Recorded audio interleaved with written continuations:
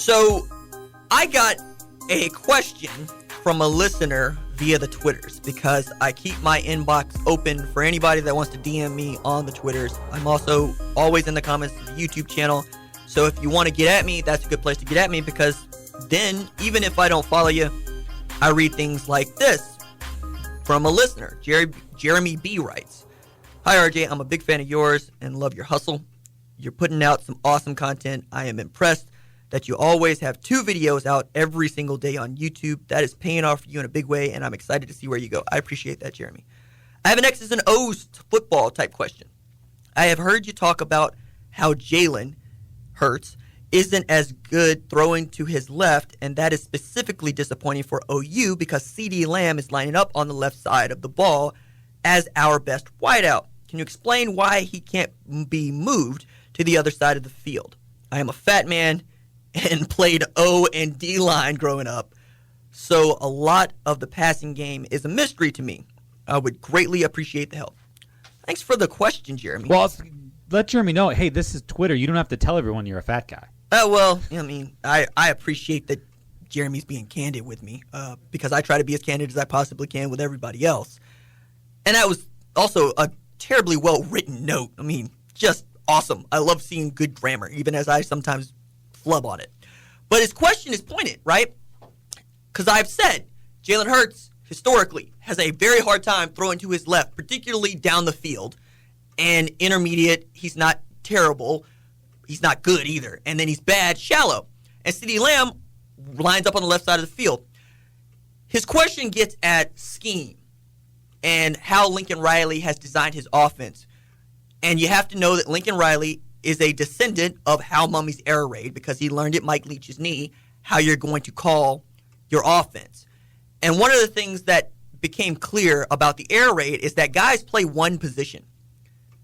You only run a few plays, and you run those plays out of several different formations to give the defense different looks and to get them to line up differently, but you run a core set of plays.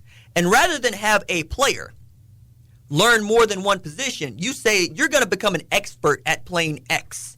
You're going to become an expert at playing H. You're going to become an expert at playing Y. And if you make a move for a player that was playing inside to outside, you do it in the offseason. You do it so that they have a full 6-7 months to learn what their new position is. But all things being equal, you want to keep that dude playing the position that he's best at because you want specialists and experts playing each position. You don't want to play musical chairs because that is the way the offense is designed, because where you line up as a Y is always where you're going to line up as a Y. Where you line up as an X, as a Z, as an H, as an F, as the quarterback. All these things are very, very important. And when I talk about the letters, X is on the left side of the field, lining up what you old schoolers call a flanker, wide receiver. Z is on the right side of the field, lining up in that flanker spot, usually off the ball. It's the shorter, faster guy. You got your Y, which is your tight end type, your flex tight end. Your H is your inside slot receiver, your Nick Basquin, your Drake Stoops type. Your F is your running back type, running back fullback type, because you're not going to have both of them on the field at the same time, unless you're removing a Y or an H because numbers. You get 11, you got to have 7 on the ball. But that's the reason as to why, is you want him to know that he's an X. You want him to know what every play call for the X is without having to clutter him up with how do you learn how to play Z or H. Now that said, Dana Holgorsen at least let Jake Spavital experiment with that, because David Sills, who had routinely lined up as an outside receiver in West Virginia's offense last year, was moved inside specifically to line up against a shorter defensive back in Buki, right? And he torched Buki. So if you can game plan for a guy like CeeDee, maybe that's what you do. But I think right now he would like Jalen Hurts to prove that he can't throw to his left in this offense after they tweaked how he throws the ball. And all accounts of Jalen Hurts is his work ethic is second to none. He's just got outstanding work ethic. So if there are little things that you can change, probably change them. And I think Lincoln Riley is not unlike Lon Kruger in this way. Lon Kruger and Lincoln Riley are great technical fundamental experts at what they do. Before Buddy Hield got to Oklahoma, he could not shoot. And even in his first year, he was a terrible shooter. He spent a summer with Lon. Lon fixed his mechanics and said, go get shots up. Go get in the gym and just work on what I have told you, how I've corrected you. And came in, checked in on him, and all of a sudden we got Buddy Hield knocking down threes from everywhere and becoming much more of a shooter than anything else. I think the same thing is true of Lincoln Riley when we're talking about quarterbacks and how they throw the ball. If there's something to fix, he's going to be able to fix it. He is a quarterback himself. He came up as a quarterback's coach, inside receivers coach, offensive coordinator. This is what he does. But that's the reason why I think we want to see Jalen Hurts not throw those passes well on the left side of the field before we talk about moving CeeDee Lamb around, because you don't want to take your best player out to being in the position where he thrives so that he can make up for some inefficiency that you have elsewhere at the quarterback position if you don't have to. Now, Patrick, seeing as you're the guy in the room, does that make sense? Yeah. Obviously keeping CeeDee in one spot, let him be where he's comfortable. I've generally been an advocate of, hey, if you got a superstar talent, and if you can move him around and make it difficult for the defense, that's one thing. That's harder to do in college than it is, say, in the NFL, because you have more practice time in the NFL, more time to work that out. But I think what this lends to is a conversation. Look, again, we all assume Jalen Hurts is starting quarterback. I mean, that's what we're led to believe. That's what a reasonable person would say. I heard this earlier, and look, there is some truth that does make some sense in that is, again, Jalen Hurts is not Baker Mayfield. He's not Kyler Murray. He's being asked to do something that he didn't do a lot of at Alabama. He didn't throw the ball in an air raid style offense a lot. He had to do it last year to an extent, but it was Tua's team last year when they developed and changed the offense. Is it fair to say that maybe, just maybe, Tanner Mordecai might be better at a lot of things in this offense than he is right now? Yes, and what makes Tanner Mordecai a bit more compelling than even I would probably want to say, but I'm going to throw it out there anyway.